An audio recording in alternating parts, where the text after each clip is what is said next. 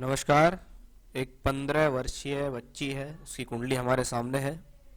8 सितंबर 2005, 8:30 प्रातः इनका जन्म हुआ है। ये कुंडली तुला लग्न और तुला राशि की कुंडली है। लग्न और राशि दोनों के स्वामी शुक्र है, और जब लग्न पे और राशि पे शुक्र का प्रभाव होता है तो शुक्र ग्रह से संबंधित सभी कारकत्व व्यक्ति को मिलते हैं। जैसे शुक्र सौंदर्य का कारक है, भोग विलास का कारक है, भौतिक सुख सुविधाओं का कारक है। जीवन में आने वाले सभी प्रकार की सुख सुविधाएं, चाहे वो लेटेस्ट से लेटेस्ट भी क्यों ना हो, उन सभी प्रकार की सुख सुविधाओं के लिए शुक्र ग्रह को जाना जाता है। शुक्र यहाँ लग्न और राशि दोनों के मालिक होकर लग्न में स्वराशि का है। लग्नेश लगन में हो, मान सम्मान के लिए अच्छा, अच्छी आयु देने वाला, अच्छा स्वास्थ्य देने वाला, लंबी आयु देने वाला होता है। लग्नेश लगन में स्वराशि का शुक्र हो तो मालव्य नामक महापुरुष योग बनता है, जो कि सभी प्रकार की सुख सुविधाएं और शुक्र से संबंधित सभी कारकत्वों को देने में सक्षम है। तो ये बहुत सुंदर इंडिकेशन कुंडली के लग्न से ही पता लग गया कि लग्न अगर मजबूत हो तो इसका मतलब होता है व्यक्ति अपने जीवन में स्वयं के बल पर कुछ करने में सक्षम होता है। उसकी विल पावर भी स्ट्रांग हो जाती है, वो स्वयं के बल पर कुछ करने में सक्षम भी हो जाता है। उसके हाथ में कोई भी काम दे दो वो जीवन में कर ही लेता है। और सबसे सुंदर बात इस कुंडली के अंदर ये है, ये राजयोग आपको हजारों हजारों कुंडलियों में नहीं मिलेगा जो मैं आज आपको बताने जा रहा हूं। शुक्र, इस कुंडली का शुक्र देखिए लगन कुंडली में तुला राशि में लगन में बैठा। नवांश कुंडली में सेम लगन है, इसको कहते हैं वर्गोत्तम लगन। यहां भी शुक्र स्वराशि का बैठा है। सप्तांश कुंडली में भी शुक्र सप्त लगन में ही है अपनी राशि में, द्वादशांश में भी अपनी राशि में, दशमांश में भी अपनी राशि में, और चतुर्थांश कुंडली को देखो तो वहां भी अपनी ही राशि में। जब एक ही प्लेनेट एक जैसा ही लगन सभी जगह दिखाई दे तो इसको कहते हैं व्यक्ति अपने जीवन में जहां पैदा हो वहां समृद्धि लाएगा, जहां जाएगा वहां समृद्धि लाएगा। धन, सुख, साधन, लक्ष्मी, इनकी कमी जीवन में कभी नहीं फलेगी। किसी ना किसी प्रकार से व्यक्ति को ये सब चीजें मिलती ही रहेंगी। तो ये एक बहुत सुंदर राजयोग, मैं इसे बहुत कुंडलियों में मैंने देखी है, लेकिन मुझे ऐसे योग मिलते नहीं हैं। लेकिन इसके बारे में हम लोग पढ़ते हैं तो कभी ना कभी वो चीजें सामने आ ही जाती हैं। तो ये कॉम्बिनेशंस बहुत सुंदर आया इस लगन कुंडली के अंदर। चंद्रमा को देखिए, दशम का मालिक होकर लगन में, कर्म भाव का मालिक जब लगन में हो तो व्यक्ति को कर्मशील बनाता है, व्यक्ति को वर्कहोलिक बनाता है। व्यक्ति अपने जीवन में प्रेरित रहता है कि मुझे स्वयं के बल पे कुछ करना है। चंद्र शुक्र जब लगन में हो तो शौक पसंद हो जाता है, फैशन पसंद हो जाता है, सुख सुविधाओं के प्रति उसका आकर्षण होता है और उसे सुख सुविधा मिल भी जाती है। सिंगिंग, डांसिंग, आर्ट, कला, क्रिएटिव नेचर होना, लोगों के बीच में घुलना मिलना, ये सब ऐसे व्यक्तियों को साथ रहता है। शनि कर्म भाव में बैठा है। कर्म भाव में शनि जैसा मेहनत कराने वाला प्लेनेट हो तो ये व्यक्ति को जीवन में कर्म के लिए मेहनत कराता है।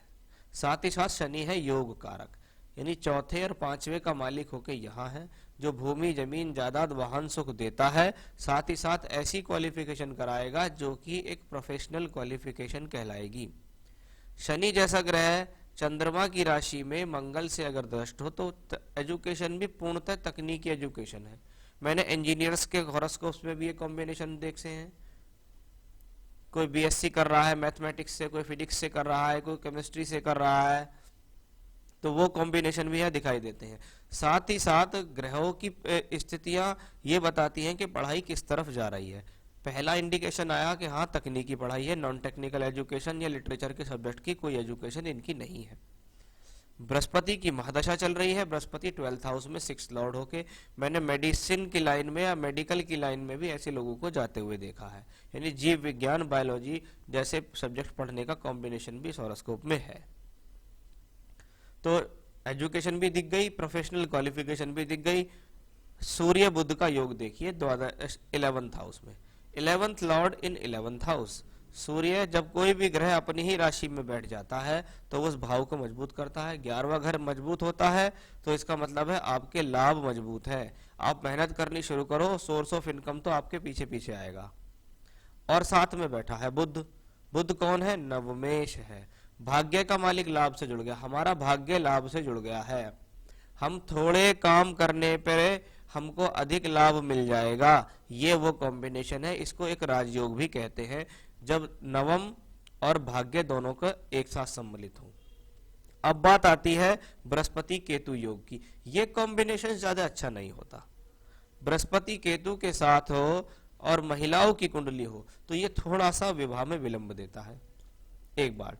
दूसरा, क्योंकि बृहस्पति संतान कारक है तो संतान प्राप्ति में थोड़ी बाधा देगा, लेकिन संतान अवश्य देगा, क्योंकि सप्तांश कुंडली जो संतान के लिए देखी जाती है वहां भी बृहस्पति द्वादश भाव में ही है।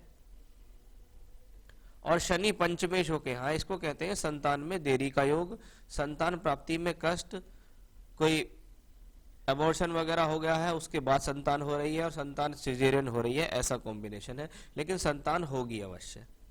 संतान में पुत्र पुत्री दोनों का योग होगा, ये भी दिखता है। मंगल 7th हाउस में, 7th लॉर्ड इन 7th हाउस। मैं अपने घर में बैठा हूं, मैं इसको बर्बाद नहीं होने दूंगा, ये 7th हाउस ने कहा। यानी मैरिड लाइफ के लिए मंगल ने कहा है मैं अपनी ही राशि में हूं, इसका मतलब मैं पूरी तरीके से प्रयास करूंगा कि मैरिड लाइफ खराब ना हो। अब बात आती है क्या मांगलिक है या नहीं। शास्त्र में मंगल को पहले, चौथे, 7वें, 8वें, 12वें घर में अगर बैठाया है और वहां मंगल बैठा हुआ हो तो मांगलिक दोष होता है, एक बात। इसमें कुछ रूल्स ऐसे हैं कि मंगल स्वराशि का और उच्च का हो इन भावों के अंदर ही तो मांगलिक दोष नहीं होता। जैसा कि आपके यहाँ अपनी राशि में यहाँ बैठा है, मैंने बताया ग्रह अपने घर में बैठा है, उसको बिगाड़ेगा नहीं। लेकिन अब बात आती है स्वभाव की, कि मंगल का क्या स्वभाव है। मंगल अगर आपके लगन को देख रहा है तो आपको एनर्जी दे रहा है, एनर्जी के साथ साथ आपको क्रोध भी देता है। वही मंगल 2nd हाउस को देखता है 8वीं दृष्टि से। व्यक्ति के वे ऑफ टॉकिंग को थोड़ा सा संभालना पड़ेगा, क्योंकि व्यक्ति के मन में जो आता है व्यक्ति मुंह पे बोल देता है, जिसके कारण उसको प्रॉब्लम आ सकती है जीवन में, चाहे हस्बैंड के साथ आए या किसी के भी साथ आए। ये है इस मंगल के नेगेटिव कॉम्बिनेशन। आप किसी से कोई प्रचार ना करें कि हमारा बच्चा मंगली है, आप नॉर्मल तौर में कहो नहीं हमारा बच्चा मंगली नहीं है। मंगल 7th हाउस में बैठा अपनी राशि में, मांगलिक दोष है नहीं। लेकिन मैं हमेशा से यही कहता हूं कि आप जब भी करें कुंडली मिलान करके विवाह करें, गुण मिलान करके विवाह ना करें। बाकी इस हॉरोस्कोप में मैरिड लाइफ वाइज कोई खराब कॉम्बिनेशन अभी तक नजर नहीं आए। नवांश में देखिए लग्नेश फिर से लगन में योग कारक शनि के साथ है, अपने आप में राजयोग बनता है, जो विवाह के बाद और ज्यादा तरक्की को दिखा रहा है। यानी विवाह जिनसे भी होगा उनकी भी तरक्की होगी और इनकी भी तरक्की होगी। राहु बैठे हैं 6th हाउस के अंदर, शत्रुहंता योग बनाते हैं। अपनी दशांतर दशा के भीतर ये व्यक्ति को मेहनत साहस करने का प्रदान करेंगे, हिम्मत देंगे, व्यक्ति को साहस देंगे। अपने आप में राहु की पोजीशन बेहतर है। अब आती हैं दशाएं। कुंडली में कितने भी अच्छे राजयोग बन रहे हो या धन योग बन रहे हो, अगर सही समय पर सही दशा नहीं आई है तो आप उन राजयोगों को सिर्फ देख सकते हैं, उनका फल नहीं ले सकते। अगर किसी को राजयोग की दशा 50 वर्ष में आनी है तो वो व्यक्ति कहेगा जी कुंडली में राजयोग तो बताए हैं बहुत सारे, लेकिन आज तक उसका फल नहीं मिला क्योंकि दशा नहीं आई। बृहस्पति इस कुंडली में किसी प्रकार के कोई राजयोग या धन योग में सम्मिलित नहीं है और बृहस्पति की चल रही है दशा। कब तक है बृहस्पति? चल रहा है 2034 तक। 34 तक चलने का मतलब है जीवन के 29वें वर्ष तक चलेगा बृहस्पति। यानी ये व्यक्ति अपने जीवन में जो करियर वाइज राइज करेगा बहुत बढ़िया वाला, वो करेगा 29वें वर्ष के बाद। जब शनि की महादशा आएगी इसको पीछे मुड़ने की जरूरत नहीं पड़ेगी। ये जीवन में बहुत ऊंची अच्छी ऊंचाइयों पर जाएगा ये व्यक्ति, इसमें कोई संदेह नहीं है। बृहस्पति बैठा 12th हाउस में, जब 3-6 का मालिक 12वें घर में बैठे तो थोड़ा हेल्थ इश्यूज व्यक्ति को आते हैं, एक बात। दूसरा, पढ़ाई के लिए स्थान परिवर्तन करना, घर से बहुत दूर चले जाना या विदेश तक में जाके पढ़ाई करने का भी कॉम्बिनेशन इस हॉरोस्कोप में है। जैसा कि आपने अपने लिए पूछा था विदेश के लिए, वैसा ही इनकी कुंडली में भी हम देखिएगा। देखिए बृहस्पति में केतु की दशा, केतु 12th हाउस में ही बृहस्पति के साथ है और 2024 के तुरंत बाद से शुरू हो रही है बृहस्पति में केतु। यानी ये हॉरोस्कोप दिखाती है कि ये व्यक्ति घर से बहुत दूर जाने वाला है, यानी जन्म स्थान से बहुत दूर या विदेश में जाके पढ़ाई करने का कॉम्बिनेशन इस व्यक्ति को है, क्योंकि दशा बृहस्पति की यही कह रही है 6th हाउस से रिलेटेड पढ़ाई करा रही है।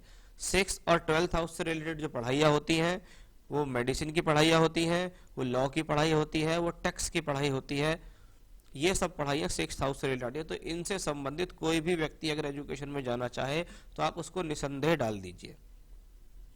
तो मांगलिक से संबंधित बातें पूछी आपने, वो मैंने आपको बताया। हेल्थ ठीक रहेगा, हाँ हेल्थ इश्यूज देखिए थोड़े बहुत रहेंगे, ये मुझे चार्ट में दिखता है, लेकिन आयु के हिसाब से कोई प्रॉब्लम नहीं है, इसलिए हेल्थ इश्यूज आएंगे और चले जाएंगे। करियर में अच्छा सेटल होगा, बिल्कुल होगा। जब तक बृहस्पति की दशा चलेगी तब तक जीवन में संघर्ष रहेगा, यानी जो भी चीज अचीव करने के लिए चाहेंगी वो होगी, लेकिन उसके लिए बहुत ज्यादा प्रयास करना पड़ेगा। लेकिन जैसे ही शनि की महादशा आएगी इस कुंडली में, जिस चीज पे हाथ रखेंगी वही चीज जीवन में होती ही चली जाएगी। मैरिड लाइफ कैसा रहेगा वो मैंने आपको बता दिया। अगर मांगलिक है तो कोई उपाय, मांगलिक है नहीं, कोई प्रॉब्लम नहीं है। फिर भी जब मंगल 7th हाउस में हो तो जीवन में शादी से पहले कभी भी आपको मौका लगे आप उज्जैन जाइए। उज्जैन में मंगल देव का मंदिर है जहां मांगलिक दोष से संबंधित पूजा पाठ होती है, आप वहां जाके पूजा पाठ करा लेना एक बार, कोई प्रॉब्लम नहीं है। तो ये तो थी इनकी हॉरोस्कोप, जहां लेवल मुझे इस हॉरोस्कोप का बहुत अच्छा लगा। 29वें वर्ष तक तो जीवन में है खूब बढ़िया संघर्ष, लेकिन उसके बाद जीवन में है राइज ही राइज। बृहस्पति में मंगल की दशा आएगी 2030 और 2031, वो इनके जीवन में एक शादी से संबंधित समय होगा 2030 और 31। शादी से संबंधित दशाएं आती रहती हैं, ऐसा नहीं है कि इस दशा में ही शादी होगी, हो सकता है उस दौरान आप कोई एजुकेशन में फंसे हुए हो, किसी काम में फंसे हुए हो, तो आपने अपने करियर को ज्यादा चुन लिया, तो करियर वाइज आपने उस पर ज्यादा ध्यान दे दिया, तो ये कोई इशू नहीं है। लेकिन हाँ शादी ठीक है। जो अमूमन उम्र मुझे लगती है वो मैंने आपको बताई है कि बृहस्पति में मंगल शादी के लिए ज्यादा अच्छा योग दिखता है 2030 और 2031। बाकी करियर के पॉइंट ऑफ व्यू से बहुत अच्छा है। हो सकता है व्यक्ति जीवन में स्वतंत्र व्यवसाय की तरफ मुड़ जाए, कि जैसे ही शनि की दशा आई कि मुझे तो अपना बिजनेस करना है, कुछ भी करे, चाहे नौकरी करे चाहे बिजनेस करे, जीवन में हाइट पे ही जाएगा ये बच्चा, और जीवन में सभी प्रकार की तरक्की इस व्यक्ति को मिलेगी। जब इस बच्चे की उम्र 18 वर्ष की हो जाए तब इनको आप एक पन्ना अवश्य पहना देना, एक पन्ना रत्न इनको अवश्य पहना देना, वो इनके लिए बहुत बढ़िया रहेगा। तो ये था आपके हॉरोस्कोप का एनालिसिस, आपके सवालों के जवाब। ईश्वर कृपा से कुंडली बहुत अच्छी है, जीवन में व्यक्ति तरक्की करेगा। नमस्कार।